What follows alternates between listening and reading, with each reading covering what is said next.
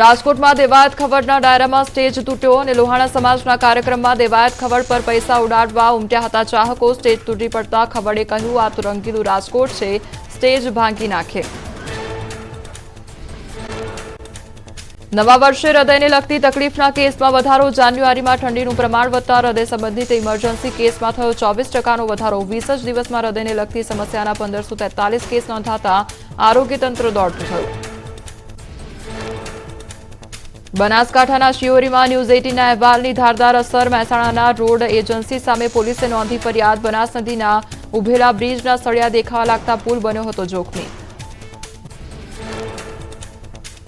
શિયોરીનો bridge બનાવનાર Ajay infra કોન્ટ્રાક્ટરની વધુ એક કાળી કરતૂત સામે આવી. અમદાવાદનો વિવાદિત હાટકેશ્વરનો બ્રિજ પણ આ જ કંપનીએ બનાવ્યો હતો.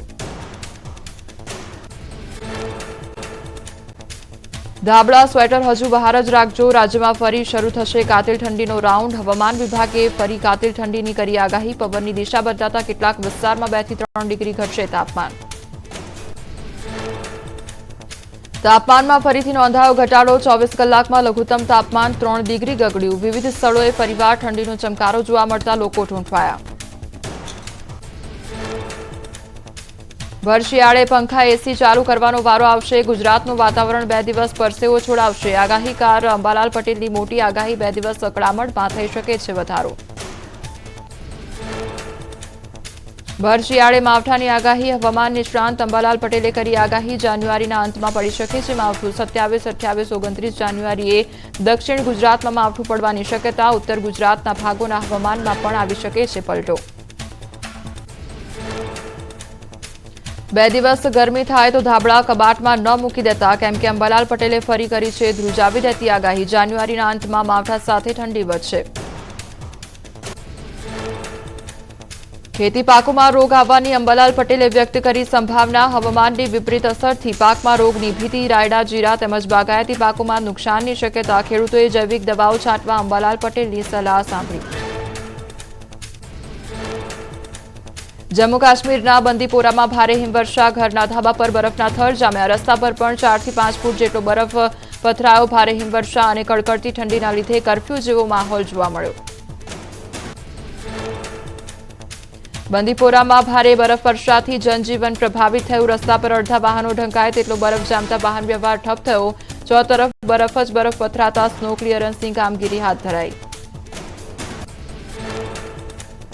જમ્મુ કાશ્મીરના શ્રીનગરમાં ઠંડીમાં ઠૂંઠવાયા લોકો. સતત વાદળછાયું વાતાવરણ રહેતા તાપમાનમાં થયો ઘટાડો. ઠંડી વચ્ચે પણ સ્થાનિકોએ ડલ લેકમાં બોટિંગ કર્યું.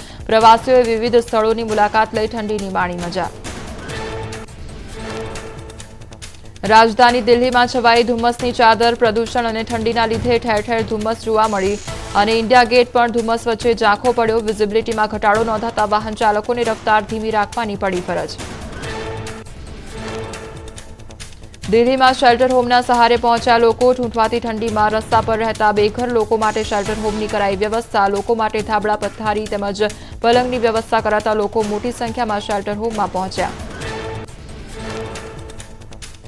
અયોધ્યામાં ઠૂંઠવાયા લોકો. ઠેર ઠેર ધુમ્મસની ચાદર છવાતા વિઝિબિલિટીમાં થયો ઘટાડો. રસ્તા પર ધુમ્મસ જ ધુમ્મસ જોવા મળતા વાહન ચાલકોને હાલાકી વેઠવાનો વારો આવ્યો. ઉત્તર પ્રદેશના ગોરખપુરમાં છવાયું ગાઢ ધુમ્મસ. વિઝિબિલિટી ડાઉન થતા વાહન ચાલકો થયા પરેશાન. તો ધુમ્મસના કારણે વધુ ઠંડીનો પ્રકોપ. પશ્ચિમ બંગાળના આસનસોલમાં ઠંડીનો કહેર. ઠેર ઠેર ધુમ્મસનું સામ્રાજ્ય છવાતા લોકો ઠૂંઠવાયા. રસ્તા પણ ધુમ્મસની ચપેટમાં આવતા ધરતી પર જાણે વાદળો ઉતર્યા હોય તેવા દ્રશ્યો જોવા મળ્યા. ધુમ્મસના લીધે વિઝિબિલિટીમાં થયો ઘટાડો. દક્ષિણ ભારતના કેટલાક ભાગોમાં પડ્યો વરસાદ. તમિલનાડુના થુથુકુડીમાં પડ્યું માવઠું. હળવો વરસાદ પડતા રસ્તાઓ ભીંજાયા. મહાકુંભમાં ઉમટ્યું માનવ મહેરામણ અને લોકોએ હાડ થીજવતી ઠંડી વચ્ચે મહાકુંભમાં આસ્થાની ડૂબકી લગાવી. ત્રિવેણી સંગમ પર આવેલા ઘાટ પર લોકોએ પવિત્ર સ્નાન કરીને ધન્યતાની અનુભૂતિ કરી.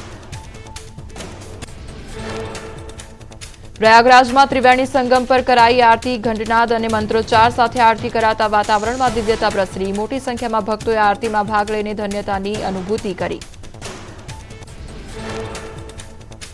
મહાકુંભમાં લાગ્યું ઇસ્કોન સંસ્થાનું રસોડું. ઇસ્કોનનું મેગા રસોડું દરરોજ 1 લાખથી વધુ ભક્તોને આપશે ભોજન સેવા. મોટી સંખ્યામાં જોડાયા સ્વયંસેવકો. પ્રસિદ્ધ કવિ કુમાર વિશ્વાસે મહાકુંભમાં લગાવી ડૂબકી. મહાકુંભમાં ત્રિવેણી સંગમ પર મિત્રો સાથે આસ્થાની ડૂબકી મારતા કુમાર વિશ્વાસનો વિડીયો સોશિયલ મીડિયામાં થયો વાયરલ. અમદાવાદમાં રોગચાળાએ માથું ઉંચક્યું તો સોલા સિવિલ હોસ્પિટલમાં એક સપ્તાહમાં 11,599 ઓપીડી નોંધાયા. 2100 લોકો દાખલ તો વાયરલ ઇન્ફેક્શનના 1,558 કેસ નોંધાયા. ડબલ ઋતુના લીધે શરદી, ખાંસી, તાવના રોગોએ માજા મૂકી.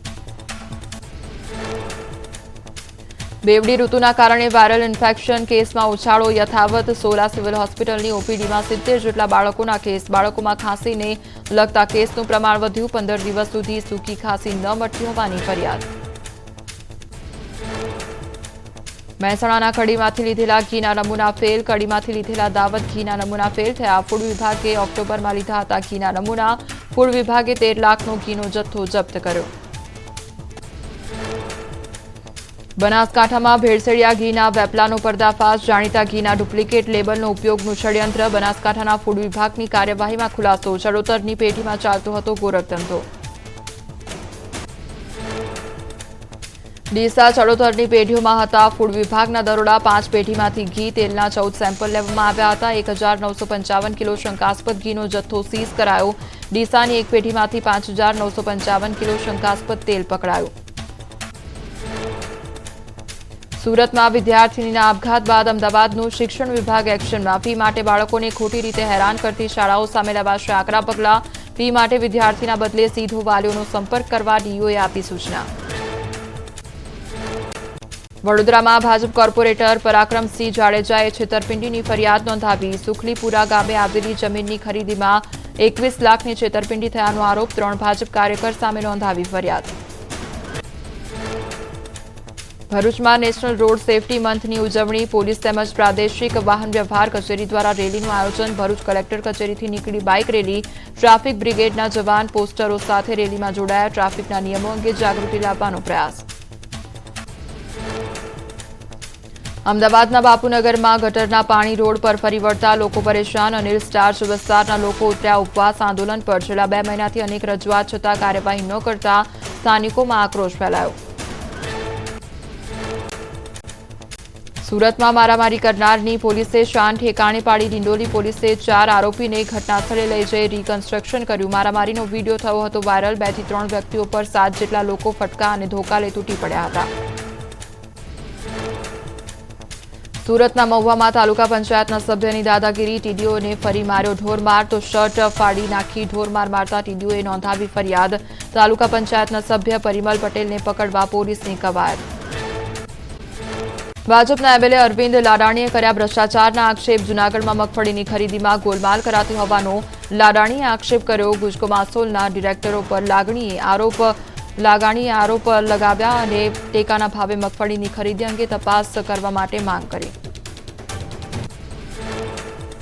મોરબી એલસીબીએ કોલસા ચોરી કૌભાંડ પકડી પાડ્યું છે તો સાદુડકા નજીક ખુલ્લી જગ્યામાં પાડ્યા હતા દરોડા. 358 ટન કોલસા સાથે 1.9 કરોડનો મુદ્દામાલ જપ્ત.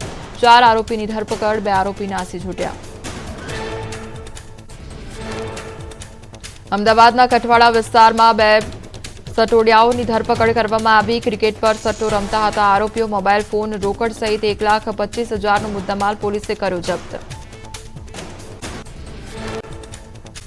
મધ્યપ્રદેશના ઇન્દોરમાં ડોક્ટર દંપતીને આવ્યો બોમ્બ બ્લાસ્ટની ધમકીનો મેસેજ. પાકિસ્તાની નંબરથી દંપતીને બોમ્બ બ્લાસ્ટ કરવા માટે ધમકી અપાઈ. આતંકીઓએ મેસેજ અને ફોન કોલ્સથી મુંબઈમાં બ્લાસ્ટ કરવાનો કર્યો મેસેજ. વોટ્સએપ મેસેજ થયા વાયરલ.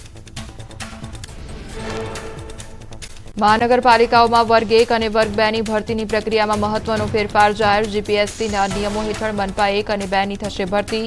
જીપીએસસીને મનપા દ્વારા દરખાસ્ત મોકલવી પડશે. પસંદ થયેલી જગ્યાનો ખર્ચ મનપાનો રહેશે.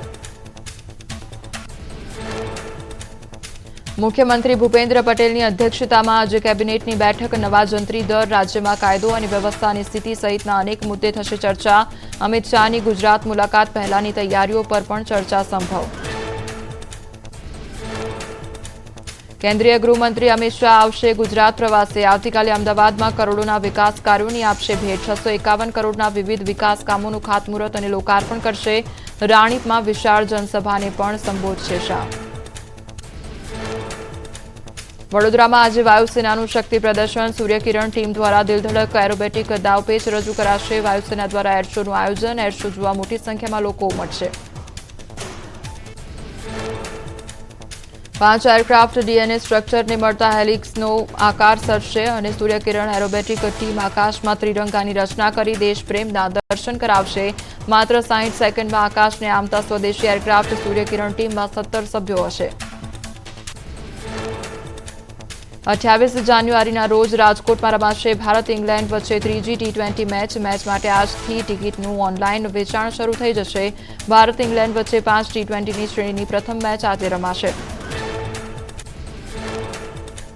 રાજકોટના જેતપુરમાં ભાદર નદીના પ્રદૂષણને લઈ ખેડૂતોનો વિરોધ. કેરાળી પાસે આવેલ ભાદર નદીમાં સાડી ઉદ્યોગનું કેમિકલયુક્ત પાણી ફેલાયું. તંત્ર દ્વારા કોઈ એક્શન ન લેવાતા ખેડૂતો રોષે ભરાયા.